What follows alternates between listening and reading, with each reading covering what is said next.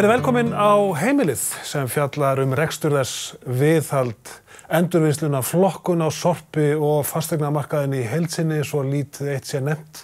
Við ætlum að fjalla tryggingar, hvernig eigum við að tryggja okkur í kvöld og einnig að skoða fasteignamarkaðinn með tilliti til þess hvert fólk að flytja út úr borginni, út í jaðarinn og svo kemur vörukarfan líka við söguna. En við byrjum á rekstri heimilisins tryggingarnar. Við byrjum á rekstri heimilana sem vitaskuld mjög mikilvægur. Það alltaf hægt að spara þar og þar á meðal í tryggingum. Smári Ríkharðsson hagfræðingur og sjálfstætt starfandi tryggingarsérfræðingur. Velkomin. Við ætlum að fjalla þennan stóra þátt í heimilisbókhaldi sem kemur að tryggingum. Hvað á maður að tryggja? Hvað má maður alls ekki segja að sé óþarfi í þeim efnum? Hvað má bíða? Og hvernig á maður að haga sér á tryggingamarkaði? Við tökum eftir því, Smári, að æ fleiri eru farnir að láta bjóða í tryggingar kannski bara á hverju ári. Töluvert vit í því? Já, sko, það náttúrulega, við búum á svona tiltölulega litlu markaði. Já. Það eru 4 félög sem að starfa hérna svona í það heila og að sjálfsögðu borgar sig að reyna að fá sem hagstæðust verð. Og það ekkert að því að gera það á hverju ári? Nei, að sjálfsögðu ekki þá, bara maður alltaf að hugsa, þetta eru manns eigin peningar og tryggingafélögin virðast nú vera þannig að ef þú hringir í þau og svona minnir á þig, að þá svona þessi vilji til þess að lækka viðkomandi verð. Og það í raun og veru það svo ráðlegging sem ég hef í þessu sambandi. Auðvitað gott að fá menn sem eru í þessari sölu að koma inn til sín og koma með þetta, en þess að það þarf líka að passa það að líf fólks breytist, það koma börn í heiminn, það menn kaupa sér ýmsa hluti og dýr á heimilið og þar fram eftir götum.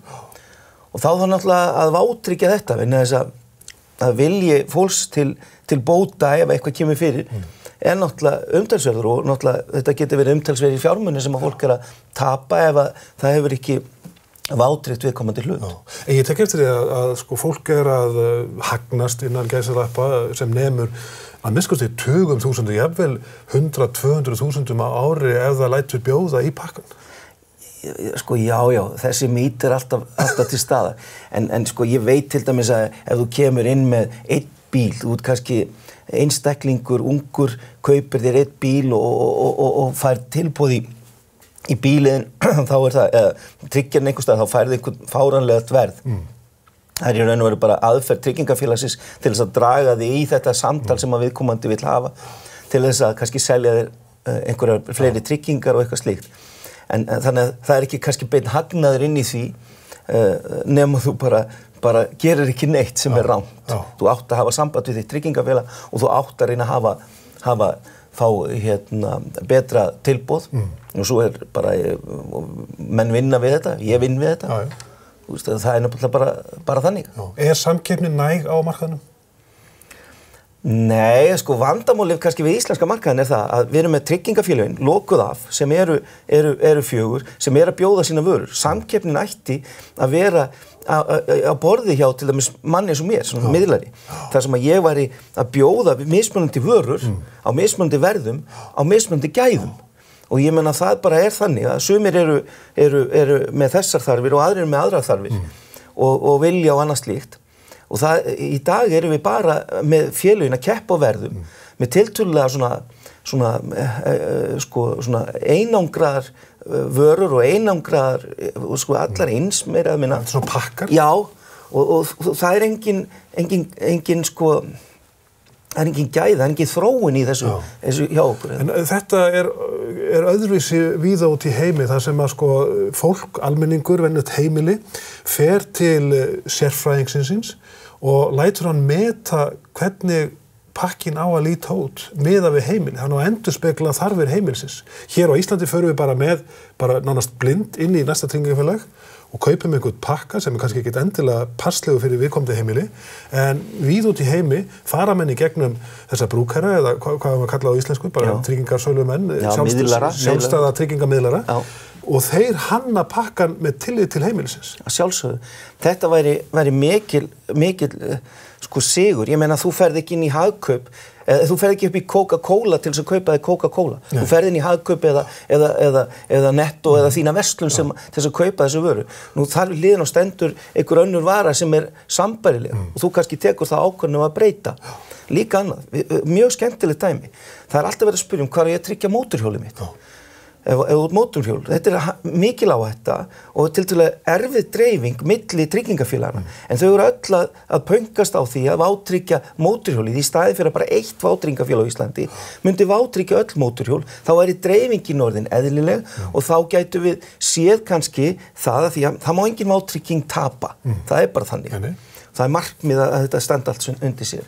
Og þá gætu við, ég sem miðlari, ef þú kæmi með þinn pakka, þá gæti ég kannski sett mótorhjólið þitt hjá TM af því að öll mótorhjólin á Íslandi nánast komin þangað. Og þá gæti TM sett upp verð sem væri í samræmi við þá áhættu sem að mótorhjól að skapa. Síðan set ég bara heimilistrygginguna þína til sjóa og þessuna brunatrygginguna til vís eða hvernig sem það sko. En segðu mér annað, sko, fólk eilíflega að hugsa með þessi mál og horfir á heimilisbókhaldi fyrir framan sig við eldhúsborðið, situr á sínum eldhúskolli eins og við hér og segir, get ég ekki bara sleppt þessari tryggingu en haldið þessari eftir, hvað segir sérfræðingurinn?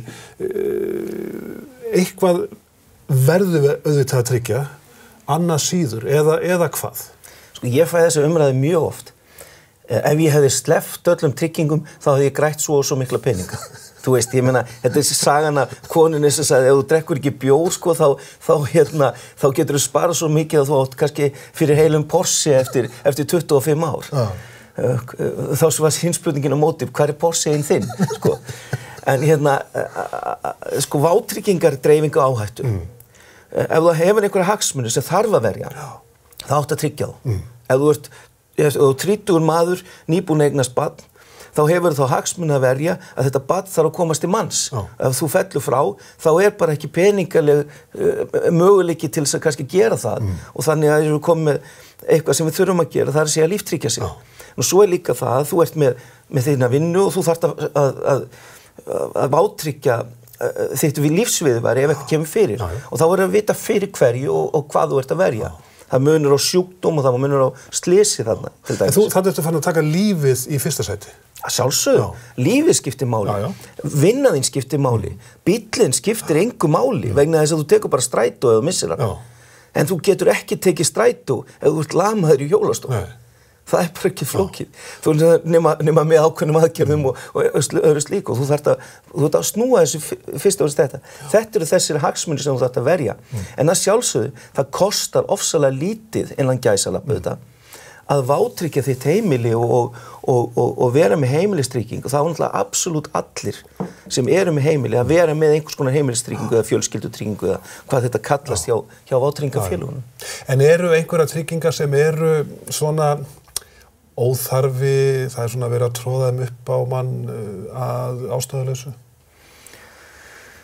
Ég veit ekki, það sjálfsögðu er það mismunandi. Ef þú tvö í heimili 60, 70, þá þarftu ekki barnatryggingar, skilji. Þú veist, það svona hlutur, en þetta tiltölulega óalgengt og menn ofta að tala það, ég hlýt að vera tvítryggður hér eða þar. Tökum dæmi, þú ert með kreditkortið þitt, þú kaupir ferðina til útlanda með kreditkortinu þínu og þá ertu búin að búa til einhverja ferðatryggingu þar inn.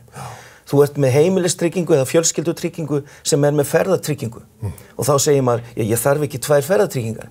Það að mínu mati á Íslandi algjörlega rangt vegna þess að vátryggingafjárhæðir sem þessi blessuðu vátryggingafélög okkar að veita í ferðatryggingum eru bara algjörlega út úr korti lágar. Sko, hefðbundin sjúkrakostnaðartrygging í kortunum í kringum 8 milljónir og sama inn í fjölskyldutrygginguna. Þannig að þú ert komið með 16 milljón króna vörn ef þú fer til dæmis til Bandaríkjanna. Ég veit af máli þar sem að manneskja dettur á reiðhjóli og hún sett inn, hún brotnar illa, hún tekin sem sagt inn á verkstæðið og farið að gera við, líklega einhver gjörgæsla og eitthvað annað slíkt.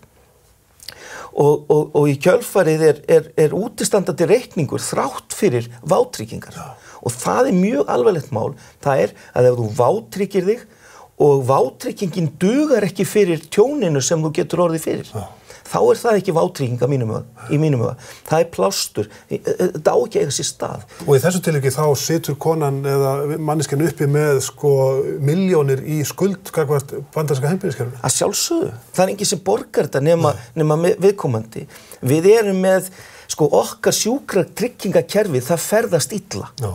Ég meina, við erum með ákveðna áttafjötra inn í okkar kerfi og það náttúrulega alveg hægt að taka það í heilan þátt hérna þegar ég fyrir að röfluta því.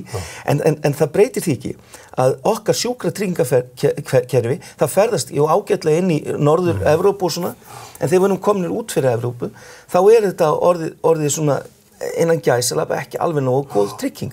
Og þá þurfum við þessar ferðatryggingar. Ég meina, bresk kreditkort, þau eru í staðin fyrir að við erum með 8 milljónir, þá eru þeir með kannski milljón punda sem eru 200 milljónir tæpar. Þannig að þú sér að það einhver ástæða fyrir því að þeir taka þessa háu upp. Þannig við erum bara einfaldlega aftal og meirinni þegar kemur að ferðatrygging. Algjörlega. En við getum ekki gert annað en að búa við það sem við búum við og við verðum náttúrulega bara að passa okkur að vera með þessa hluti á hreinu og ég segi fjölskyldutrygging, ef þú átt húsnæði þá áttu absolutt að vera með húseigandatryggingu og ef þú býrð í blokk þá væntanlega húseigandatrygging á blokkinu, það að segja húsfélagið að sameinast þetta, þú átt absolutt að vera með þetta og blokkin á alltaf að vera með þetta saman. Þannig að það líka það að búa til vesinn á milli manna.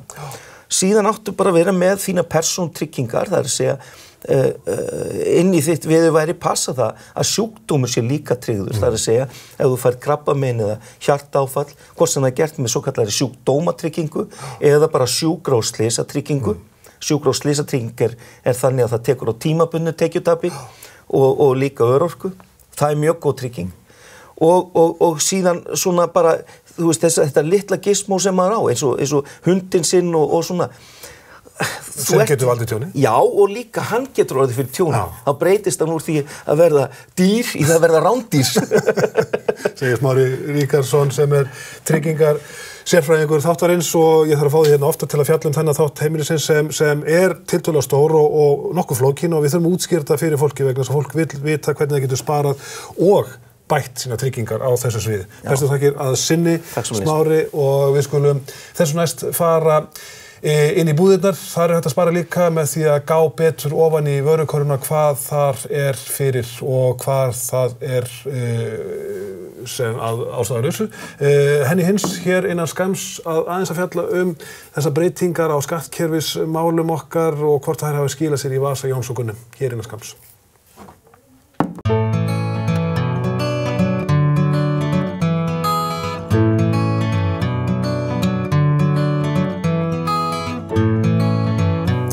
Þá komið að við kíkjum ofan í vörukorfuna og athugum breytingarnar á henni blessaðri.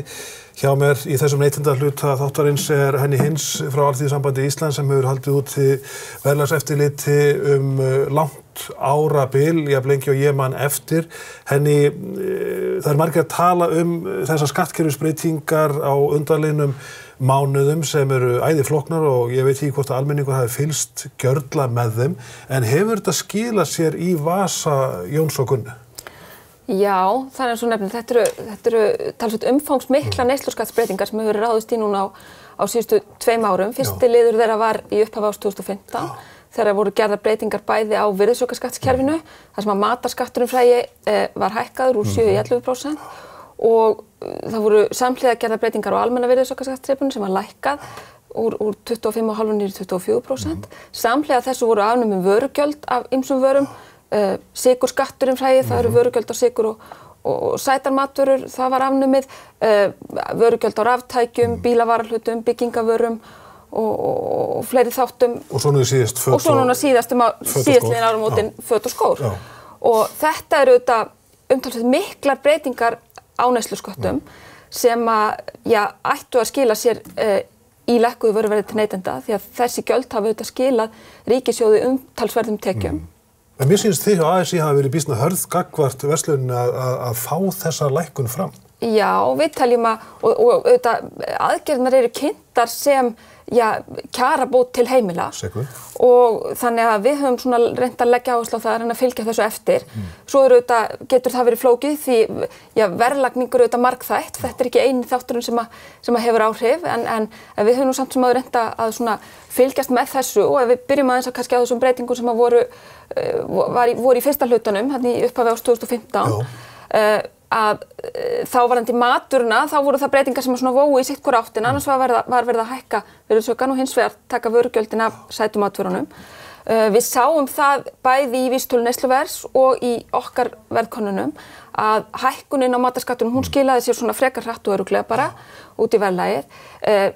Afnámið á sykurskattinum, það var kannski svona tók lengri tíma og hefur skilað sér misvel, getum við sagt, svona á þessum svona þessum vörum sem í matabúðinni eins og bara venjulegum sykri, svona í poka, það skilaði sér ágætlega, en svo sjáum við til dæmis vörulega eins og sælgæti, súkkulaði og svona sætabrauð, það bara hefur beinlínis hækkað og hækkaði beinlínis í kjölfar afnámsins, sem var nokkuð öfugsnúið þótt okkur. Þannig að þar hafði þetta lítil áhrif. En þá ertu að segja mér að kaupmenn sé einfaldlega að hirða breytinguna? Já, komin í eigin vasa? Já, minnstakosti voru engin ummerki lækkun á þessum vörum. Auðvitað vó virðisaukaskatturinn eitthvað á móti en okkar mat var nú samt sem áður að þetta hefði átt að leiða, samtala þessara breytinga hefði átt að leiða til lækkunar og auðvitað má auðvitað bæta því líka við og þá við þetta, eiginlega alla þessa vöruflokka, þetta eru meir og minna innfluttar vörur sem þarna verið að sem þetta hefur áhrif á að auðvitað hefur gengið verið að styrkjast umtalsvert á þessum sama tímabili, þannig að það svona vinnur í sömu átt, skulum við segja. Þannig að já, okkar mat var að þetta hefði klárlega átt að skila sér í lækkun. En ég tek eftir því að Alþýðusambandið, þinn vinnustaður að fylgja þessum málum mjög vel eftir með býsna svona vígreifum yfirlýsingum, vill bara fyrir hönd almennings fá þetta fram, en ríkisvaldið að standa sig í þessu? Ríkisvaldið að fylgja þessu eftir? Sko, hið opinbera hefur ekki haldið út í neinu sérstöku eftirliti varðandi þessa breytingu og við kölluðum nú eftir því það er auðvitað, við vitum það að bara frá svona fyrri reynsla hefur sýnt okkur að það getur verið bæði býsna flókið að fylgja svona eftir.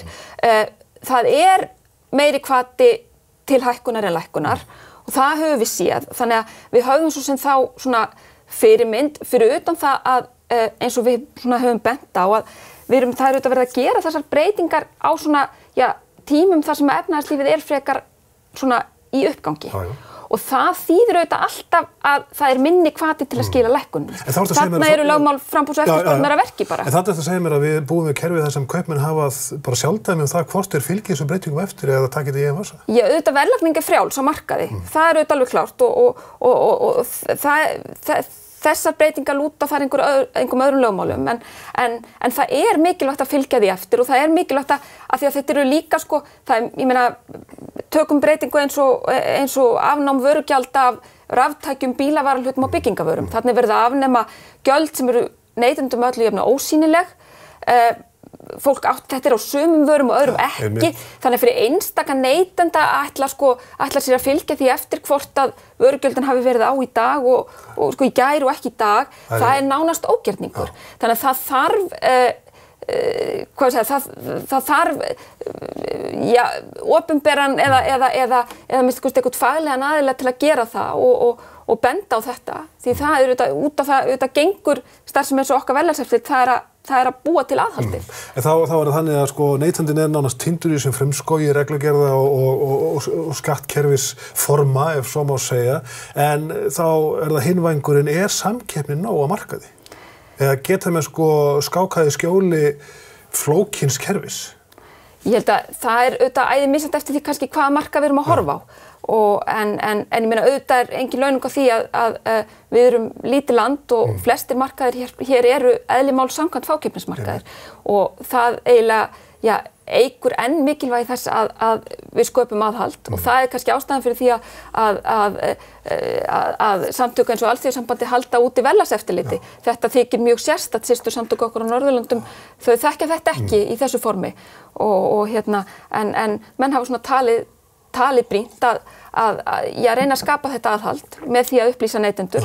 Það auðvitað gengur misvel og við sjáum það að því að við erum að tala um þessa breytingar að við reynum að fylgja því eftir eins og við getum á stórum hluta þessara vara sem að núna verið að breyta í raun og veru höfum við kannski ekki önnur tæki en að nota þau gögn sem að Hagstofan færir okkur í gegnum vísitölu neysluverðs. Því þetta eru þannig vöruflokkar að það ekki gott að gera einfaldar verðkannanir á þeim. Þannig að til dæmis breytingin á raftækjunum og sjónvarpsbönum og því öllu, þar í raun og veru höfðu við, stærstum hluta þurftum við að nota. Við reyndar fórum út á markað og svona gerðum okkar kannanir til viðmiðunar og niðurstaðan, oft gott svona ef að niðurstöðurnar styrkja hver aðra og þær gerðu það. Við sáum að lækkun á raftækjunum, hún skilaði sér þokkalega og virðist hafa gert það. Svo höfum við aftur vöruflokka eins og byggingavörurnar, þar sáum við bara engin merki. Það kannski hluta til vegna þess að það mjög flókinn markaður. Þetta var á sumum byggingavörum og öðrum ekki og við erum kannski ekki út í byggingavöruverslun að versla byggingavörur dagstæðlega, þannig að við höfum ekki kannski mjög gott verðskinn þar, ólíkt í matvörunni. Þar erum við svona, við erum kannski, nákvæmlega dagvara og við erum betri neytendum þar en kannski í byggingavöruversluninni. En það dæmi markað sem að, við sáum engin áhrif af skattkerfisbreytingunni. Segðu mér Henný, hvernig sýnist þetta vera með við þau lönd sem við helst bera okkur saman við? Þetta þríþætt. Þetta annars vegar kúnninn sem reynir að fylgjast með markaðnum, þetta kaupmaðurinn sem reynir að fylgja eftir breytingum og sumir hverjir kannski halda einhverju eftir í sínu vasa sem ella ætti að vera hjá neytendunum. Og svo það ríkisvaldið sem setur ýmsar álögur á varningin, verndartolla og þaðan af minni gjöld. Erum við að komast á par við þau lönd sem við viljum helst bera okkur saman við þegar kemur að þessari nauðsynlegu neysluvöru? Hvað verðlag varðar? Það auðvitað æði misjafnt og auðvitað það sem hefur alltaf afgerandi áhrif hér, það auðvitað staða gengisins á hverjum tíma. Hún hefur mikið að segja því að minnstakosti svona 40% af neysluheimilana er beint innflutt og óbeint enn stærri hluti gegnum hráefni og þannig að staða gengisins á hverjum tíma hefur auðvitað verulega áhrif á svona hvernig kaupmáttur okkar í samanburði við útlönd. Krónan sveiflar heimilan til. Algjörlega, krónan hefur mjög mikil áhrif á fjárhag heimilanum svona almennt. Það alveg óhætt að segja. En má ríki standa sig betur og taka aðrar þjóðir sem við viljum helst bera okkur saman við sér meira til fyrirmyndar þegar kemur að álögum? Við tökum eftir því að jafnvel í Bretlandi, ég tala ekki á hinum Norðurlöndunum, þá svona reyna menn að koma í veg fyrir að leggja meiri álögur á föt og annað neysluvarning sem lítur á börnum. Getum við stáð okkur betur þarna? Þetta auðvitað kannski alltaf matsatriði. Það eru skiptar skoðanir því hvort að neysluskattar séu akkúrat rétta tæki til þess að, þannig þá verið að hugsa eitthvað svona tekjujöfnung gagnvart barnafólki. Það eru kannski aðrar leiðir í skattkerfinu sem eru heppilegri og skilvirkari. Því að þessi leið sem Bretarnir fara, svona, við fyrstu sýn þá hugsa maður hún kannski svona býður svolítið upp á ákveðin rugling og svona ákveðna óskilvirkni. Þannig ég svona persónulega myndi halda að það veri aðra leiðir skilvirkari til tekjujöfnunar en neysluskattskerfið. En við horfum mjög mikið til Breta í þessum efnum. Þú ert að segja mér þá að það sé að fara aðra leiðir til mér síkinn barnabætur eða skattkerfið með öðrum hætti sem þá kemur sér betur og hraðar og skilvirkar til barna fjölskyldna. Já, ég held að það er nú svona, almenn skoðun að það sé heppilegri leið en því að þó að það sé svona ákveðin sáttum að við höfum hér neysluskatta að þá auðvitað hafa þeir svona ákveðin áhrif á markaðu og á verðlag og þurfa að vera þeir þurfa að vera gagnsæir og þokkalega skilvirkir. Og það kannski svona, hvað að segja, það góða við þessar breytingar sem við höfum séð undanfarið varðandi vörugjöldin, sem eru svolítið barn síns tíma, að þau hafa verið mjög ósýnilegur skattur. Virðisaukaskatturinn er öðruvísi að því líta við þekkjum hann öll. Það er einfalt kerfi og við vitum hvernig það leggst á og getum auðvitað áttað okkur á því. Vörugjöldin eru miklu ósýnilegri, þau leggjast á fyrr í ferlinu og neytendur, eins og ég segi, og þess vegna hefur verið til að flókið fyrir almenning að fylgja þessu eftir. En svo kannski annað mál, það auðvitað tímasetning svona aðgerða. Hún getur verulegu máli.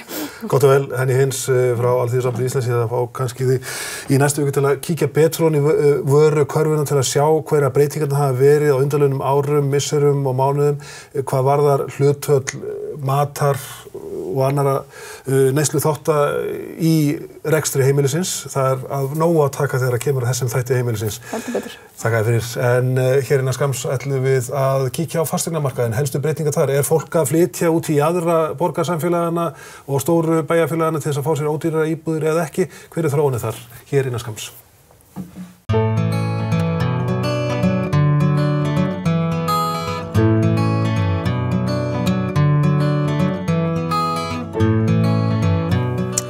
Við erum búin að koma víða við í þessum þætti og fjalla neytendamálin og tryggingar á heimilunum, en við ætlum að kíkja yfir fasteignamálin sem eru að taka töluverðum breytingum og hafa gert á undanliðnum misserum, mánuðum og árum, og sitt sýnist hverjum hvort að stjórnvöld eigi að grípa eitthvað inn í þá þróun sem er að gerast á markaðnum. Hjá mér Ásdís Valsdóttir og Guðrún Rannsdóttir, fasteignasalar hjá Garún og Húsaskjóli. Þið þekkið þetta gjörla. Fyrsta kvikindisspurningin, selja konur fasteignir öðru sem kallar? Ég held að sé bara hárrétt, þær selja öðru sem við erum með miklu meiri tilfinningar og við erum kannski meira líka að pæla oft í praktískari hlutum, þú veist, hvað er skólinn og svo framvegis, og ég veit til dæmis, það verið að tala um ellendis, það verið að tala um sko að stjórnendur eigi að fara að fókusa miklu meira á tilfinningagreind og fleira, og ég var á seminar úti með mjög virtum fyrirlestur og hann sagði sko, kallmenn, þið verið bara að horfast í augu við það, þið hafi ekki sömu tilfinningagreind og konur og þið verðið að bæta við kvenstjórnendum og bara fá fleiri konur inn í alla bransa. Þannig að þið misjómendur, þið eru bara, þið verðið að bæta ykkur. Ég held að sé mikið til í þessu, þegar að kallmaður er að selja með fasteign, ég horfi meira á bílskúrinn heldur en eldhúsi. Já. Þetta er sammála? Ég er algjörlega sammála, en það er líka bara þannig, án þess að vera kvikindis líka móti hérna, þá er það náttúrulega konan almennt sem að stjórnar hvar fjölskyldan býr. Þannig að þú veist, við erum auðvitað svolítið að leggja áherslu á því að þegar við erum að selja eign, þá fáum við fjölskylduna inn og við viljum að konan labbi inn og hugsa bara, ok, já, ég ætla að búa hérna. Við erum að fara að flytja hingað og það er svona tilfinningin sem að við viljum ná og þess vegna verðum við að vita allt um húsið, vita allt um hverfið, vita hver göngustýrun til þess að fara með börnin í skóla og svoleiðis og við sendum strákana út í bílskúr. Er það eitthvað eitt sem öðru fremur sem fólk er að klikka á í þessum efnum, sko, kvenlegu gildin eru góð og gild þegar kemur að því að velja sér íbúð, lögun hennar, herbergjastaðsetningu, eldhúsið versus stofan. Er eitthvað öðru fremur sem fólk er að klikka á í þessum efnum? Sko, sumir kannski að horfa á sko, stofuna sem aðaldjásnið, en í dag er kannski eldhúsi orðið sko, algjör miðja hverjar íbúðar. Ég held að eldhúsi hafa alltaf verið svona hjartað í flest öllum eignum, en svo er það náttúrulega svolítið breytt núna, nú er náttúrulega meira, þú veist, tölvuvæðing komin inn, þannig að minna orðið að allir sitja inn í stofu, og sjónvarpsherbergi er óþarfi kannski? Meira óþarfi, þú veist, þó að sé alltaf kannski eitthvað svona fjölskyldurými, þetta er orðið breytt núna, fólk er meira inn í sínum eigin rýmum, með sínum eigin tölvur og er að læra inni hjá sér inn í herbergjónum en ekki inn í borðstofum eins og var kannski hérna áður fyrr, sko. Þannig að já, ég veist þetta er svona breytingin, en ég held að sé enginn að hérna, já. Hvað segir þú Ásdís um þetta? Já, ég raun og veru sko, ég var að hlæja, ég las einhverja grein frá Noregi, þar sem var verið að tala um það að það ætti eiginlega að banna konum að fara einar að skoða fasteignir. Þannig þær kaupa með tilfinningu bara, vá, ég er að fíla þetta rými, en þær gleyma alveg að skoða, þú veist, hvernig er með skorpu, hvernig með þetta og hitt, þannig þeir vildu meina að það ætti alltaf að taka eitthvað svona meira fastan fyrir sem myndi spyrja praktískur spurningarna. En svo hina áttina er það sko, ef þið hjónin að fara að kaupa ykkur fasteign og þú kemur einn og skoðar og þú bara, vá, hvað þetta er geða rými, mér finnst það geðveikt. Ég held að þetta sé akkurat það sem við erum að leita að. Svo hringir maður daginn eftir, já, Sigmundur, hvernig fannst þér nú eignin?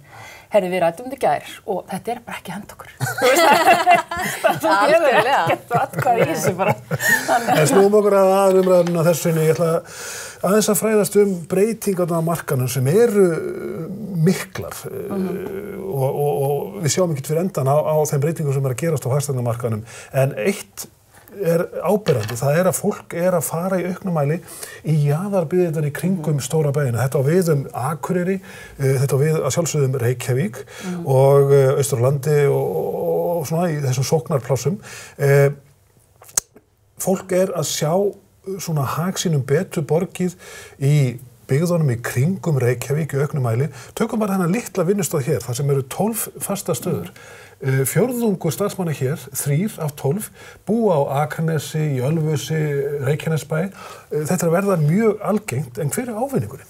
Þetta minnir mig svolítið á, bara fyrir akkurat 10 árum síðan, 2005 og 2006, þá var það að gerast, fyrst hækkuðu verðin í miðbænum og svo fór svona, þú veist, svo verður þetta svona aðeins út fyrir og svo allt í einu að lendi því að þú átt 3 herbergja blokkaríbúð í jafnvel úthverfi bara einhverju staðar og þú getur fengið sérbýli. Með því að keyra 20 mínútur á dag, þá getur þú fengið sérbýli í Njarðvík, Keflavík, Akranesi og ég að hugsa bara eins og í okkur, við erum að setja inn hérna rosalega skemmtileg raðhús á einni hæð, 123 fermetrar í Njarðvík, alveg ný og þú getur fengið þau fullbúin í kringum 30 milljónir. Takk fyrir. Hvað færðu fyrir 30 milljónir miðbænum? Þú fær 30 til 40 fermetra rosalega gamla niðurnýtta íbúð. Þannig að þú veist, þetta bara svona reiknistæmi og fólk, bæði fólk sem búið að koma börnunum sínum, það að flytja því það skiptir engu máli hvar þú býr. Þú vilt kannski bara búa nálægt golfvelli og síðan líka unga fólkið sem með kannski 2 börn á leikskólaaldri, þau flytja sem bara til Njarðvíkur, þau geta sett krakkan í leikskóla, þau geta losað sér annan bílinn, að þetta allt í göngufæri og annar og jafnvel báðir fá vinnu á svæðinu. Þannig að þetta bara reiknistæmi muna kannski bara 100-150 skall á mánuði í öllu og þú fær helmingi stærri íbúð, hún ný og þú fær sérbíl með garði í staðinn fyrir 3 hæð í blokk. Þetta náttúrulega geysileg breyting á heimilisbókhaldinu. Algjörlega. Þetta skiptir sköpum. Já, þetta ódýrara og þú fær meira. En eru fleiri farnir að átta sig á þessu, svona áttafjötarnir menn nefna Hlíðarnar, það séu romantískar, miðbærinn sé rock and roll, Grafarvogurinn fyrir útivistarmanninn og svo framvegis. Þessi áttafjötarar bara orðin tóm? Þegar maður fluttur í gott hverfi á Akranesi, þá bara líður mann jafn vel og maður leið í bænum. Sko, fólk alltaf þarf bara að búa þar sem það líður vel og en þú veist heima það sem hugurinn býr. Heima það sem hugurinn býr og þú veist, ef þið líður vel og svo þetta líka ofta að fólk á fjölskyldu þú veist, aðeins út fyrir bæinn, á kannski ömmu eða afa á Akranesi, á kannski bara ágætis kostur að vera þar og vera með backupið þar heldur en að vera bara í bænum. En ég verður að taka meir eftir þessu núna og fólk sér að selja eignirnar sínar í bænum og jafnvel að flytja sko austur og þú veist, bara fá atvinnu og annað út á landi eða vestur. Og nota tækifæri núna, markaðurinn hár, selja vel og flytja bara út á land í rólegheitin. Það rólegra. En hvernig lítur reiknistæmi út ef maður heldur áfram að vinna í Reykjavík eða þessuna á Akureyri? Ég tek eftir að þar eru menn að flytja til Dalvíkur út á Grenjavík og vinna í bænum. Þannig að þetta líka gerast á Eyjafjarðarsvæðinu en sérstaklega kannski hér á höfuðborgarsvæðinu. Bensín kostar sitt. Já, þú náttúrulega ert að borga bensín eða vera á rafmagnsbíl og keyra á milli. En ég held samt sem áður að það mikill munur og þú ert raunverulega eins og við erum að tala áðan, þú ert að fara kannski úr 50 fermetra íbúðinni í raðhús þannig að þú veist, lífsgæðin þar náttúrulega aukast, sko.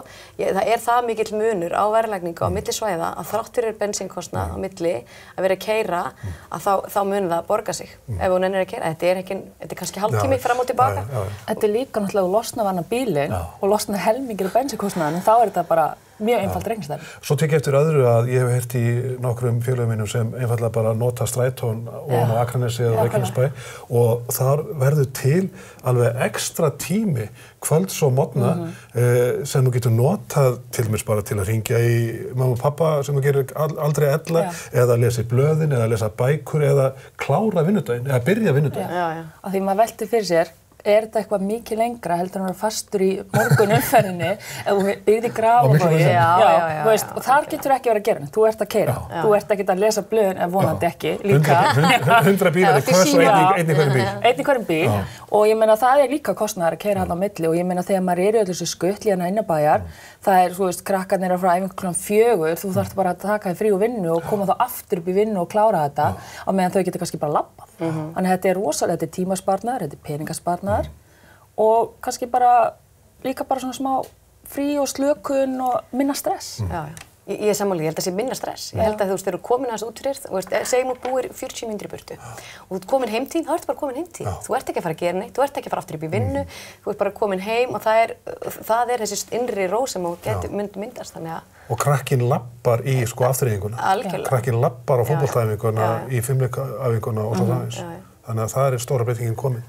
En sjáið þið fyrir ykkur þessa breytingu, þessa þróun fara í einhverjum stökkvum? Eru æ fleiri átta sig á því að þetta heillandi kostur, mjög praktísku kostur, til dæmis hvað unga fólki varðar? Mér finnst ég vera núna með svolítið mikið af viðskiptavinum, svo kannski á bílinu svona 30, öðru konum megin við 30, þau alveg að kveikja þessu. Og það fólk bara að hugsa sko býtu, ef ég að fara að stækka mig, þá þarf ég að fara bara í einhver 50 milljónir. Ég bara ekki tilbúin að kaupa með 50 milljónir eign og borga auka 100 skall á mánuði og allt þetta. En mér langar í sérbýli, þú veist, ég er með 2 lítið börn og mér langar í garðinn og mér langar í þetta allt saman. Svo ég var með eitt sem sagði bara, ég keyrði bara, þú veist, prófaði bara að keyra í Njarðvík og ég sagði bara, ég hef 20 mínútur að þessu. Þannig að, þú veist, fyrir þeim var þetta bara ekkert reiknastætt. Já, hvað segir þú? Já, ég er bara sammála. Ég sé rosa miklu í auknum mæli núna að sé verið að selja íbúðirnar í bænum og það er verið að fara í sérbýli. Í þessu nærliggjandi, þú veist. Og við erum þá raunar svolítið Suðurnesin eru svolítið að sækja á og ég meina það náttúrulega verið metsala í Sandgerði á þessu ári, bara sem dæmi. Sveitafélag sem hefur ekkert verið að gerast núna bara liggur við eftir hrun, mætti segja, hefur núna með metsölu og sem frábært, æðislegt fyrir sveitafélagi. Að fá mikið af nýju blóði þarna inn, sko. Sem minnir mig á eitt félagi minn býr einmitt nýfluttur til Sandgerðis og státa sig að því að keyra 3 heiðar til Reykjavíkur yfir Miðnesheiðina, Stapheiðina og Strandarheiðina. Ég er alltaf að spyrja hvernig færðin sé á heiðunum.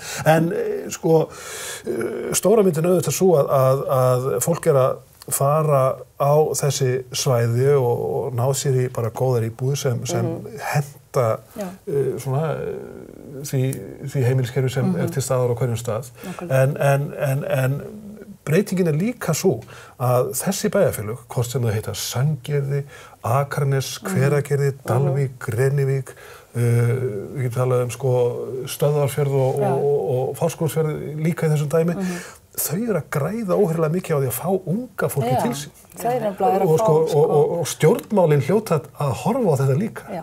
En það náttúrulega eins og demografían breytist í þessum bæjarfélögum. Já, það var eins og Kópavogur gerði, ég man ekki hvort það á síðan eitthvað, þá bara tók þeir upplýst ákvörðun það að þeir þyrftu að passa að hverfin væri ekki, þú veist, það var búið að byggja allar þessar geggjuðu flottar blokkaríbúðir fyrir 50+ og hvað ætlar að gera þegar allir íbúðirnir orðnir 60+? Hver á að borga skattana og hver á að sjá þjónustuna, hvað ætlar að gera allar leikskólar, það er bara enginn kominn. Og þetta fjárfestingin í skólum og fimleikahúsum og Já, nákvæmlega, við vorum að tala þetta bara, þú veist, eins og með Lindahverfi, ég bý þar og þar verið að byggja mörg hundruð íbúðir á gamla hesthúsahverfinu. Og ég hafði hugsað býtu, það er svolítið, hvað ætli að setja alla þessa krakka í Lindaskóla? Það var einmitt eitt sem sagði, það eru bara komin heilu göturnar í Lindunum, þar sem engir grunnskólakrakkar. Af því að þetta hverfi byggt sko 2000, krakkarnir þannig að mista svolítið sniðugt að þeir eru svolítið að fókusa á, þetta var engin svona stór sérbýli, þetta var 2, 3 og 4 íbúðir, þannig að vera að reyna að fá svona blandaða byggð, bæði ungt fólk, barnafólk og eldra fólk. Þannig til þess að nýta þessa fjárfestingu sem þegar til staðar. Þannig að þetta ég held nefnilega einmitt eins og Sandgerði og allir þessi bæir, þeir eru að græða því að fá ungt fólk sem aftur að vera þarna, það aftur að koma sér fyrir lífinu, það er að fara að nota þjónustuna, borga skattan sína þangað. Þannig að það þarf að passa að það fari ekki allir hérna. Þetta er náttúrulega sko stóra áhættan fyrir samfélagi eins og Reykjavíkurborg sem býr til miðbæ, vesturbæ sem bara ein tegund af fólki hefur efni á að setja staði. En ég meina líka nýbyggingar inn í Reykjavík, þú veist, þetta er ekkert fyrir ungt fólk að kaupa.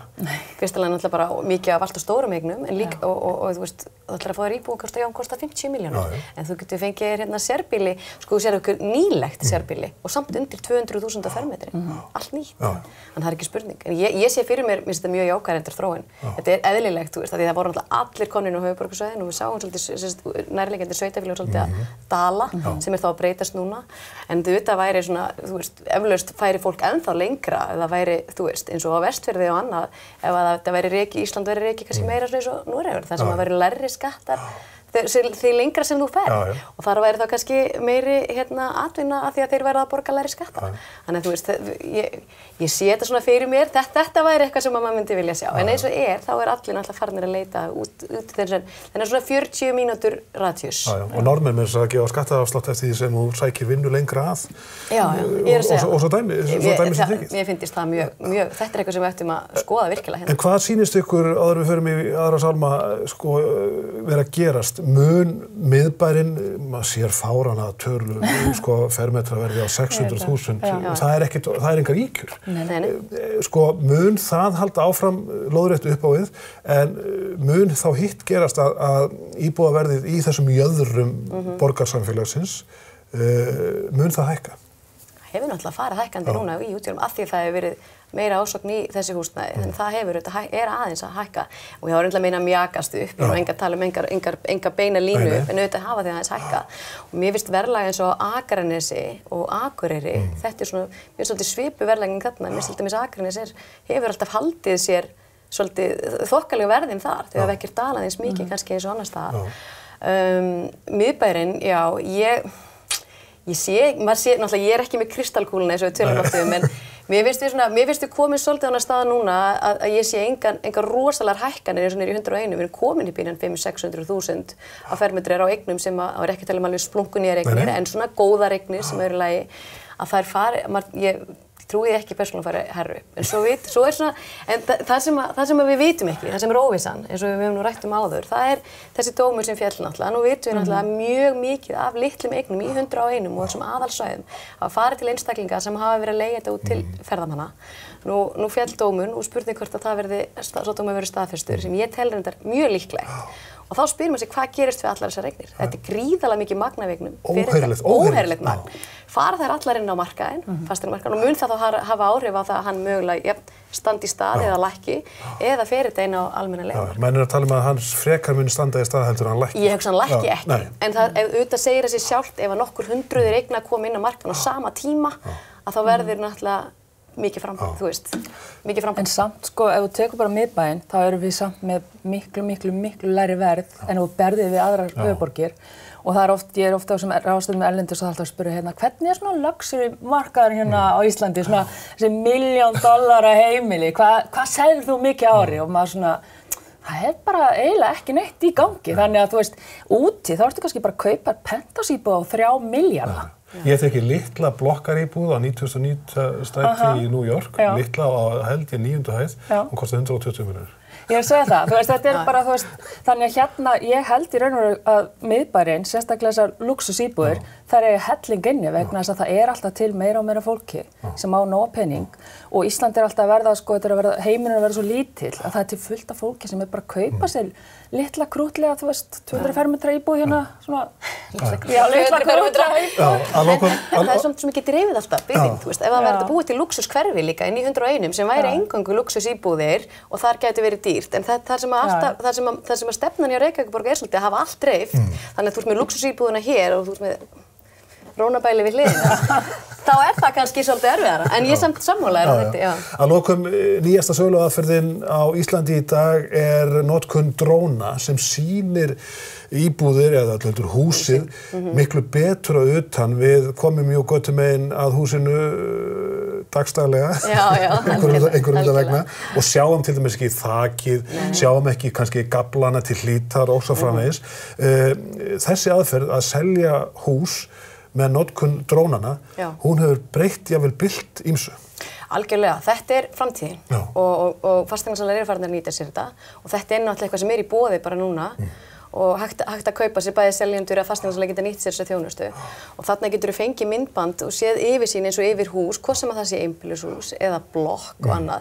Það er voðalega skemmtilegt líka að sjá umhverfið, sérstaklega eins og þú veist, eins og við kíkjum á sýningu myndskeið á eftir sem að er hérna, þá getur þú séð sko til dæmis hvar húsið allt hraunið sem bakvið sem þú sérð ekki þegar þú keyrir á húsinu og sérðu bara hús, sko. Þú sér nefnilega aldrei, samhengi umhverfisins í rauninni þegar þú ert, með báðar lappir á auðinni. Algjörlega. Og framtíðin held ég í þessu sé líka þetta.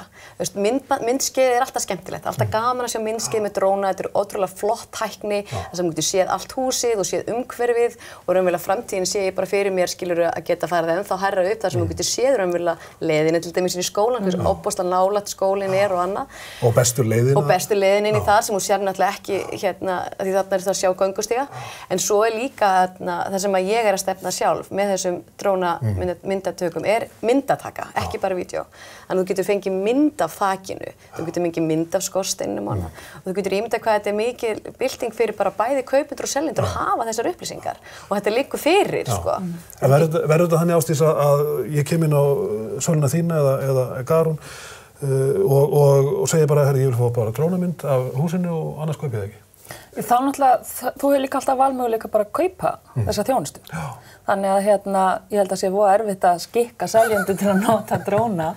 En mér finnst þetta eins og frábær tækni og ég er að sjá þetta líka ellendis, þeir eru konum með rosalega flott svona drónavídeó og þeir eru farnir að fara einmitt niður í öll þessi smáatriði og þú getur bara zoomað inn. Sko. Myndgæðin er bara það góð að þú getur verið með ljósmynd sem að þú zoomar inn, skilurðu. Og ég er alltaf að fara að gera þetta við allar mínar eignir og við erum bara að byrja á þessu og ég var svo heppin að fá hann Ólaf Kristjánsson til þess að taka þetta myndskeið fyrir mig til þess að sýna bara svona aðeins hvað svona dróni getur gert. En myndgæðin, já, eru rosalega góð. Þú getur farið og séð einn nagla hvort hann sé bara laus, sko.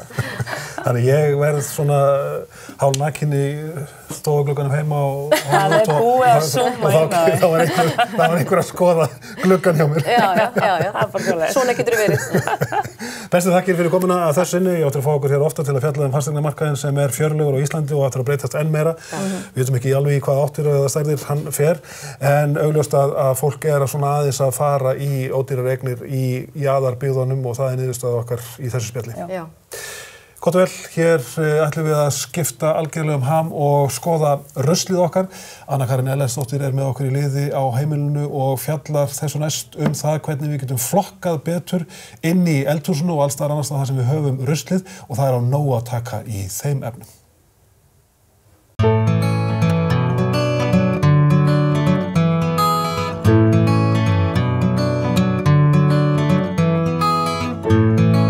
Við erum komin hérna aftur heim til Eyju.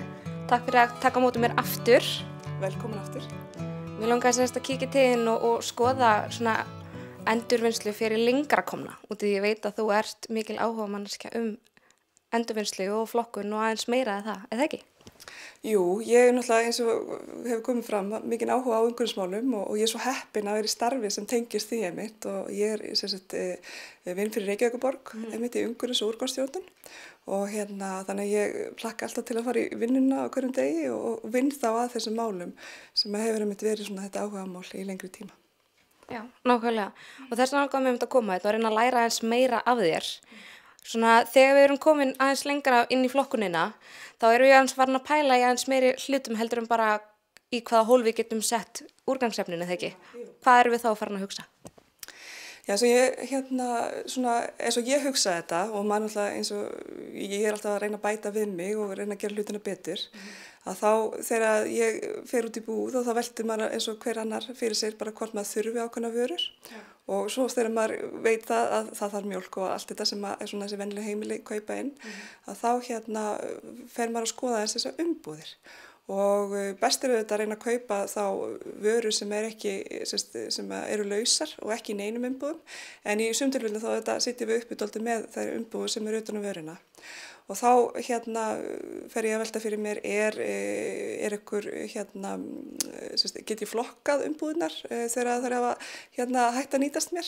Varstu með eitthvað svona lista sem fór yfir og svona stigaþrep? Já. Ég varst mjög gaman að heyra það og væri til að gera það aftur. Það er mjög gaman. Akkurat. Þá bara þegar það er svona ágætt að hafa í huga þegar þú ert með ákveðna hugmyndum vöru þá velta fyrir henni, er hún get ég keypt henni lausu, þarf hún að að vera í umbúðunum. Ef hún þarf að vera í umbúðunum, þetta umbúður sem ég get flokkað eða brotnað niður eða þau með svansmerkingu, ykkur umhverfisvottun á umbúðunum og get ég endur notað þær þá innan heimilisins áður en þær fara þá í endurvinnsluna. Þannig að þetta svona ákveðin svona þrep sem hægt að ágæta svona fara í huganum ef að maður situr uppi með ákveðna umbúðir. Já, ég tek þetta svona í ákveðnum svona ferli hjá mér og það henta mér vel. Að þegar ég ver semst vörur þá reyni ég að kaupa þær svona í lausu þannig að þær séu bara án umbúður og það er auðvitað best. En stundum eru vörur með þeim hætti að við sitjum uppi með umbúðirnar og þá þurfum við dálítið að horfa á þær líka. Og þá hef ég velt fyrir mér, er þetta flokka umbúðirnar til endurvinnslu og nýta þau í endurvinnslu? Get ég endur notað umbúðirnar einhvern veginn innanhús, undir mat eða eitthvað svoleiðis? Eru þær samsettar, mjög erfitt að aðskila ákveðna umbúðir? Sumar umbúðir eru þannig að það er mjög erfitt að aðskila, til dæmis málma og plast og svoleiðis. Finnst þér rosalega mikið það? Svona samsettar umbúðum. Ég finnst þetta að fara að taka smá breytingum. Hvað finnst þér það? Það var svona kannski meira það á tímabili, það er svona aðeins að breytast en það eru til dæmis eins og í mjólkurvörunum og svoleiðis, lyfjaumbúðir eru oft svona líka og þá náttúrulega enda þessar umbúðir alltaf í blandarsorpinu út af því að þetta er ekki hægt að aðskila þá málminn og plastið og sykrum mætti og ef maður fyrir að setja málma með plastinu þá rýrnar gæði plastsins þannig að það er ekki hæft til endurvinnslu. Þannig að við erum alltaf að passa það að það fari sem hreinast plast í þann endurvinnslustraum. Ég reyni þá að forðast þessar samsettu umbúðir en svo náttúrulega eru ákveðna vörur og umbúðir sem eru vottaðar samkvæmt ákveðnu umhverfisstjórnunarkerfi og það er til dæmis svansvottun og evrópska blómið og svoleiðis sem það vottun þriðja aðila að varan og umbúðirnar það sé hugað umhverfismálum við framleiðslu á vörunni. Þannig að það hafi ekki fallið mikið til að hráefni og það sé svona ákveðin svona umhverfisþættir sem hugsaði til við framleiðslu vörunnar. Og þú kaupir þessar vörur aðalega með svansvottunni þegar ekki. Við vorum búin að finna til eina vöru sem þú getur sýnt mér og þeir sem að horfa hvernig þetta lítur út svo við getum valið rétt. Til að sýna mér þá vöru. Já, ég er til dæmis með uppþvottavélatöflur og þetta er náttúrulega alltaf eitthvað sem ertandi efni og það er í raun og kannski ekkert að fá alveg uppþvottavéladuft á þess að það sé ákveðin ertandi efni í því en ég horfi til dæmis á svansmerkið og það er þessi vottun að það hafi verið hugað að þessum umhverfismálum við framleiðslu á vörum. En þetta merki svansvottunin að ef að fólk fer út í verslanir og er með opinn huga og leitar eftir þessu þá er þetta í mjög mörgum vöruflokkum orðið. En auðvitað ég er ekki stórt heimili þannig að ég er með uppþvottavél og þetta er kannski í mörgum tilfellum gott að þvo upp í staði fyrir að nota uppþvottavélina þannig að þetta er alltaf svona ákveðin maður þarf alltaf að haga lífi sinu eftir því sem maður þarf en þar sem við erum svo mörg í heimili þá sitjum við upp með að komast ekki verið að vaska allt saman upp þannig að ég er með uppþvottavél og nota þá reyni þá að nýta þessa svansvottun þegar ég kaupi inn í hana. Svansvottun, er það bara við eins og svona efni eða er það líka í matvæla umbúðum eða er þetta bara svona alþjóðlegt merki yfir allar umbúður að það séu endurnýjanlegar? Þetta er evrópskt umhverfismerki og það eru evrópskar vörur eru oft merktar þessu merki ef þeir hafa fengið þessa vottun, svansvottun og það eru konur eins og til dæmis pappír og ýmislegt svoleiðis að það er hægt að finna eins og ég segi í mjög mörgum vöruflokkum og einmitt í hreinlætisvörum, í klósettpappír og alls konar svoleiðis. Þannig að þetta fer alltaf svona vaxandi og fleiri eru að velta þessum hlutum fyrir sér. Nákvæmlega. En svo þú ert búin að fara í gegnum allan að lista þegar þú ert í versluninni. Finnst þér þetta eitthvað lengja búðarferðina þína eða ertu bara meðvituð farin að velja umbúðir eftir þessu plani hjá þér? Já, sko, auðvitað þegar maður verslar svona alltaf náttúrulega ákveðna fastar vörur kannski, að þá náttúrulega þetta dálítið svona sjálfvirkni. Ég held líka að fólk átta sig á því að það sé kannski alltaf að kaupa sömu vörunar og hefur kannski ekki verið að skoða umbúðina, að þá mjög auðvelt að finna, oft auðvelt að finna einhverja vörur sem eru hafa svona þessi umhverfisvinkla og einmitt er mikilvægt sem ég alltaf að nefna líka að finna þá vörur í minni umbúðum. Að til dæmis getur þú keypt smjörstykki þar sem eru svona plast og pappír ofan á og ég gerði það á tímabili og þá átti ég erfiðleikum með að taka aðskila pappírinn og plastið og þetta var svona mikið fyrir mig. Þannig að nú kaupi ég smjörstykki bara í mjög einföldum umbúðum og nota bara svona dall til að setja smjörið í. Þarna ertu bara með smjörstykkið og er bara búin að sleppa allar umbúður og er bara með fjölnota umbúður hérna heima? Já, ég er með fjölnota umbúður heima en það er svona mun einfaldur umbúður sem er utan smjöri sem ég kaupi núna heldur en ég gerði áður. Þannig að maður er alltaf að bæta ykkur nýju við. En stundu kæst maður nú ekki alveg hjá því að kaupa vörur sem bjóð upp á þann valkost að sé auðvelt að flokka þær. En þá hefur þú tekið upp á því að endur nýta þær og þú ert með ykkur dæmi það, eða ekki? Jú, eins og til dæmis bara í svona venjulegri matseld að þá verður það þannig að það er eitthvað mat sem verður eftir og svona afgangar sem er hægt að nýta þá daginn eftir. Og þá hef ég í staði fyrir að fara og kaupa sér box fyrir það, að þá hef ég stundum geta nýtt þessi umbúðir sem að verða til hvað sem er. Já. Og ég til dæmis með bara piparkökubox sem ég nota mikið fyrir bara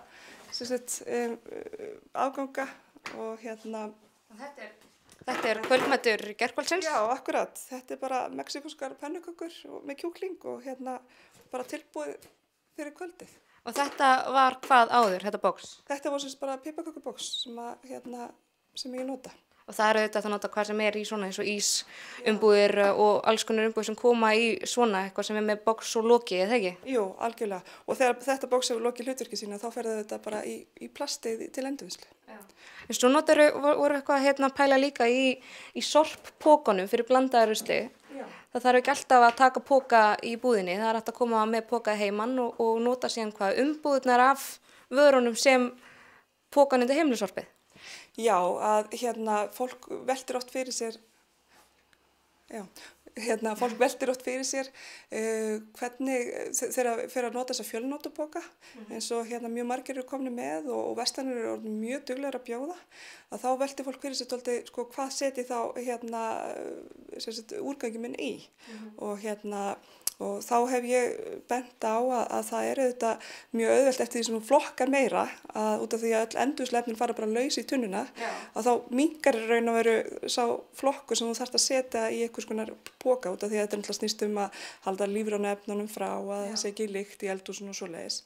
Svo er það náttúrulega líka það sem tekur svo mikið pláss í ruslatunni er oft plastið og pappirinn og áleið og allar þessar umbúðir. Það taka oft svo mikið pláss þannig að það sem fer kannski í ruslið sjálft á endanum er lífrænn úrgangur og blandaðar umbúðir.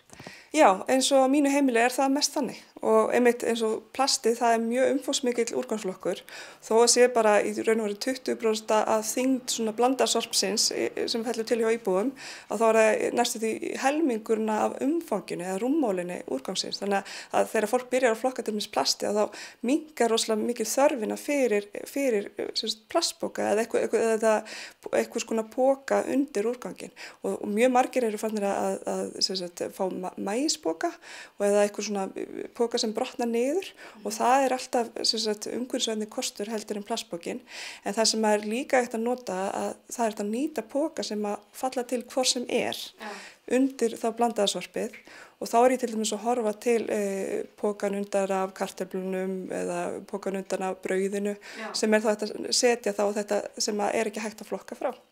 Sem er alltaf bara stórsniðugt. En talandi um lífrænan úrgang, þá er ég að velta fyrir mig, þú ert með sérstakann stað fyrir kaffikorkinu þér. Og ég var að velta fyrir mig hvort, þú var ekki til ég bara að hella upp á fyrir mig og sjáum hvað þú gerir svo við þetta? Alveg sjálfsagt.